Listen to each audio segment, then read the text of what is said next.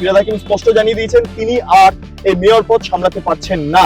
দলের অভ্যন্তরে মমতা বন্দ্যোপাধ্যায় এবং অভিষেক বন্দ্যোপাধ্যায়ের বিশ্ববিদ্যালয়ের শিকার হয়েছেন নাকি ফিরহাদ হাকিম। সেই কারণের জন্য ফিরহাদ হাকিম আত্মসম্মানের জেরে আজকের দিনে দাঁড়িয়ে তিনি তার মেয়র পদ ছাড়তে পারেন। ফিরহাদ হাকিমকে জিজ্ঞাসা করা হয়েছে যে অভিষেক বন্দ্যোপাধ্যায়ের বাড়িতে যেই নোটিশটা টাঙানো হয়েছে সেটা সম্পর্কে ফিরহাদ হাকিম জানতেন কিনা। ফিরহাদ হাকিম বলছেন না, সবটা আমার গোচরে থাকে না। ফিরহাদ হাকিম দলের অভ্যন্তরে অত্যন্ত চাপে পড়ে যাচ্ছিলেন। অভিষেক তন্ত্রের কাছে তিনি নথি স্বীকার করছিলেন, কারণ এই ফিরহাদ হাকিম এমন একজন ব্যক্তি যিনি মমতা বন্দ্যোপাধ্যায়কে তোলার পেছনে বা এই মুসলমান ভোটটাকে মমতা বন্দ্যোপাধ্যায় কেন্দ্রিক করার পেছনে ফিরহাদ হাকিমের যথেষ্ট অবদান ছিল। যেটা জানা যাচ্ছে ফিরহাদ হাকিম একটা আলাদা মুসলিম ব্লক তৈরি করতে যাচ্ছেন, যে ব্লকটা কেবলমাত্র বিহারি মুসলিমদেরকে নিয়ে হবে। ঠিক যেরকম হুমায়ুন কবির বেরিয়ে গিয়ে একটা আলাদা ব্লক তৈরি করে ফেলেছেন, ফিরহাদ হাকিমও চাইছেন যে অল্টারনেটিভ একটা মুসলমানদের পার্টি তৈরি করা হোক।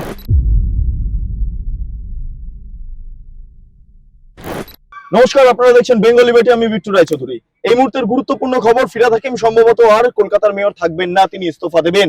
এবং এটা নিয়েই এই মুহূর্তে মমতা বন্দ্যোপাধ্যায়ের বাড়িতে একটা মিটিংও চলেছে এবং সেই মিটিং এ ফিরহাদ হাকিম স্পষ্ট জানিয়ে দিয়েছেন তিনি আর এই মেয়র পদ সামলাতে পারছেন না। এই কারণের জন্য, কারণ মমতা বন্দ্যোপাধ্যায় একটা চাপও দিয়েছেন। কারণ ফিরহাদ হাকিম মেয়র থাকাকালীন অভিষেক বন্দ্যোপাধ্যায়ের বাড়িতে তার যে প্ল্যান আছে সেই প্ল্যান সংক্রান্ত পুরসভার তরফে একটা নোটিশ গিয়েছে এবং সম্ভবত পুরসভার তরফে সংশ্লিষ্ট অভিষেক বন্দ্যোপাধ্যায়ের দুটি বাড়ি যেগুলো অবৈধভাবে তৈরি হয়েছে সেখানে বুলডোজার চলতে পারে। ফলে এই সমস্ত বিষয়টা ফিরহাদ হাকিমের একদম নজরে ছিল না, ফিরহাদ হাকিম জানতেনও না। এবং এটা নিয়ে দলের অভ্যন্তরে মমতা বন্দ্যোপাধ্যায় এবং অভিষেক বন্দ্যোপাধ্যায়ের বিশ্ববিদ্যালয়ের শিকার হয়েছেন নাকি ফিরহাদ হাকিম। সেই কারণের জন্য ফিরহাদ হাকিম আত্মসম্মানের জেরে আজকের দিনে দাঁড়িয়ে তিনি তার মেয়র পদ ছাড়তে পারেন।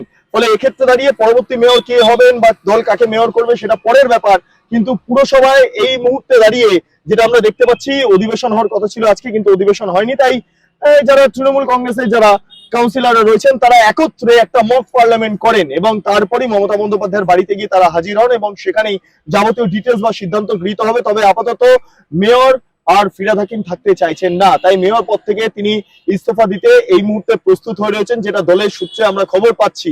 এই মর্মে দাঁড়িয়ে বারবার ফিরহাদ হাকিমকে বিভিন্ন প্রশ্ন করা হয়েছে। ফিরহাদ হাকিমকে জিজ্ঞাসা করা হয়েছে যে অভিষেক বন্দ্যোপাধ্যায়ের বাড়িতে যেই নোটিশটা টাঙানো হয়েছে সেটা সম্পর্কে ফিরহাদ হাকিম জানতেন কিনা। ফিরহাদ হাকিম বলছেন না, সবটা আমার গোচরে থাকে না। এবং সেই মতো এটাও তার গোচরে ছিল না। স্বাভাবিকভাবে এতদিন ধরে যে দুর্নীতি হয়ে এসছে, অভিষেক বন্দ্যোপাধ্যায় যে দাদাগিরি চালিয়েছেন বস হিসাবে দলের অভ্যন্তরে, বা মমতা বন্দ্যোপাধ্যায় যে দিদিগিরি চালিয়েছেন এতদিন ধরে, সেই জায়গাতে আজকে ফিরহাদ হাকিম কোথাও একটা ফেসে যাচ্ছে।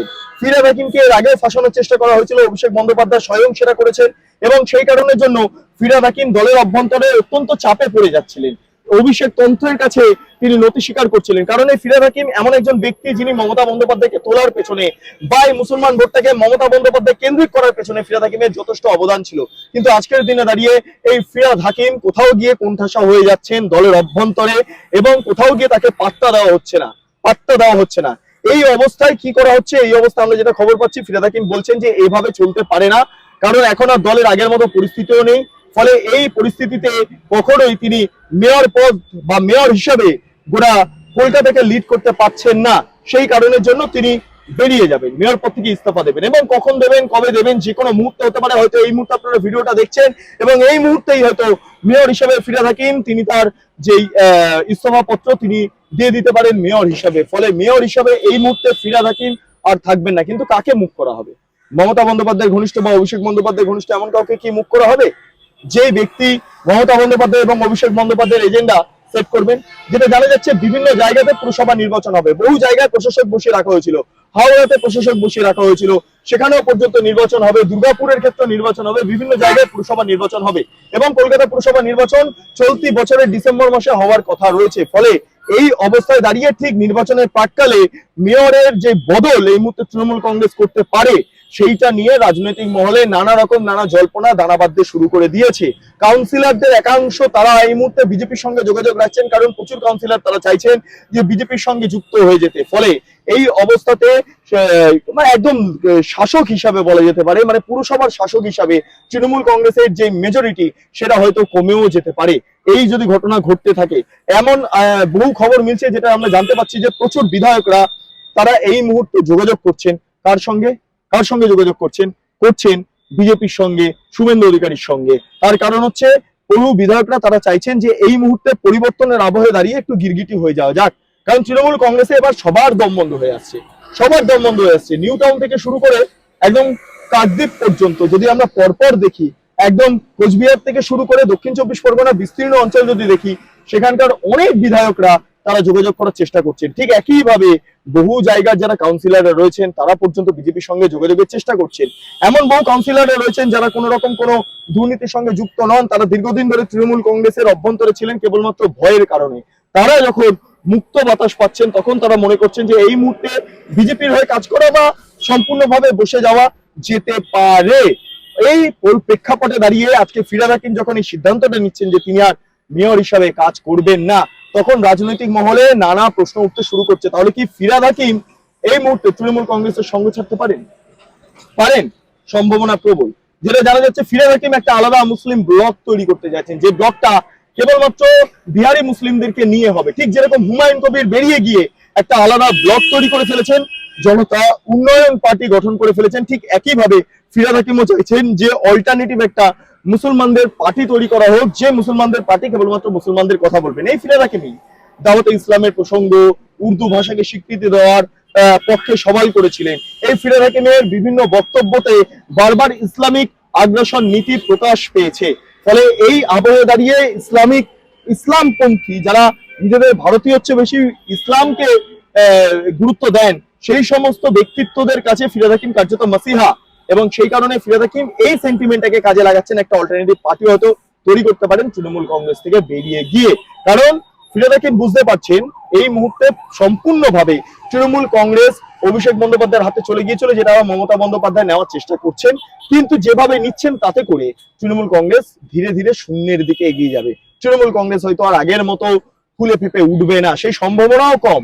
এবং মমতা বন্দ্যোপাধ্যায়ের পরবর্তী সময়ে অভিষেক বন্দ্যোপাধ্যায় যদি তৃণমূলের দায়িত্ব নেন, তাহলে তৃণমূলটা একবারে শূন্য হয়ে যাবে। যেরকম ঠিক সিপিআইএম হয়ে গিয়েছিল, কংগ্রেস হয়ে গিয়েছিল, ঠিক একইভাবে হয়ে যেতে পারে।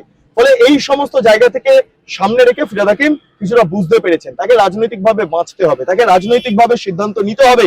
সেই কারণের জন্য আজকে ফিরহাদ হাকিমের এই সিদ্ধান্ত রাজনৈতিকভাবে তাৎপর্যপূর্ণ। আমি আবারও বলছি, এই যে ভিডিওটা আপনারা দেখছেন, সেই সময় হয়তো ফিরহাদ হাকিম ইস্তফা দিয়ে দিয়েছেন বা দিয়ে দেবেন, এমন একটা প্রেক্ষাপট তৈরি হয়ে যাবে রাজ্য রাজনীতিতে, এবং সেই ইস্তফা পত্রটা মেয়র হিসাবে তিনি দেবেন। এবং এই ইস্তফার পরেই তিনি হয়তো দল থেকেও সরে যেতে পারেন, এমনটা জানা যাচ্ছে। ফলে মমতা বন্দ্যোপাধ্যায় ফিরহাদ হাকিমকে যতই চেষ্টা করুন যে রাখার জন্য নিজের কাছে, ফিরহাদ হাকিম কিন্তু নিজের মতো করে তার যে মনোভাব তা পোষণ করতে শুরু করে দিয়েছে। ফলে সবটা হিসেবে এই মুহূর্তে একটাই প্রশ্ন আপনাদের কাছে থেকেই যাচ্ছে যে ফিরহাদ হাকিম যে সিদ্ধান্ত নিচ্ছেন, সেই সিদ্ধান্তটা আদৌ ঠিক কি ভুল, এবং ফিরহাদ হাকিম কি অন্য রাজনৈতিক যদি ব্লক তৈরি করেন, মুসলিম ব্লক তৈরি করেন, তার সঙ্গে আপনারা সহমত না দ্বিমত পোষণ করছেন, সেটা অবশ্যই কমেন্ট সেকশনে জানান। পাশাপাশি এই যে তৃণমূল কংগ্রেসের পুরসভার অভ্যন্তরগুলোতে যে দাদাগিরি এতদিন ধরে চলতো, আজকে সরকার পরিবর্তনের পর যে দাদাগিরির মধ্যে বিস্তর পরিবর্তন ঘটে গিয়েছে, এমনকি অভিষেক বন্দ্যোপাধ্যায়ের বাড়ি যে বেআইনি ভাবে তৈরি হয়েছিল, তার দায় কি ফিরহাদ হাকিম নেবেন? তার দায় কি এই তৃণমূল আমলে তৈরি হওয়া কলকাতা পুরসভার যে জায়গাটা, সেইটা কি নেবে? সেইটা নিয়ে নানা রকম প্রশ্নচিহ্ন থেকে যাচ্ছে, এবং এইটা নিয়েই আপনারা আপনাদের মতামত অবশ্যই কমেন্ট সেকশনে জানান। আপনারা এতক্ষণ ধরে দেখছিলেন বেঙ্গল লিবার্টি। চ্যানেলটি অবশ্যই ভালো লাগলে লাইক করুন, সাবস্ক্রাইব করুন, শেয়ার করুন, বেল আইকন ক্লিক করুন www.bengalliberty.com, সেখানে ক্লিক করুন। সমস্ত খবর আপনাদের জন্য সাজানো রয়েছে। ঠিক একই সঙ্গে বেঙ্গল লিবার্টি লাইভ এবং বেঙ্গল লিবার্টি নিউজ এই নামক দুটি চ্যানেল আছে আমাদের, অতিরিক্ত চ্যানেল, এবং সেখানে গিয়ে এই সংক্রান্ত বিভিন্ন আপডেট আপনারা পাবেন। স্বাধীন, কাঁচিন এবং গেরিলা সাংবাদিকতার পাশে দাঁড়ান। অসংখ্য ধন্যবাদ।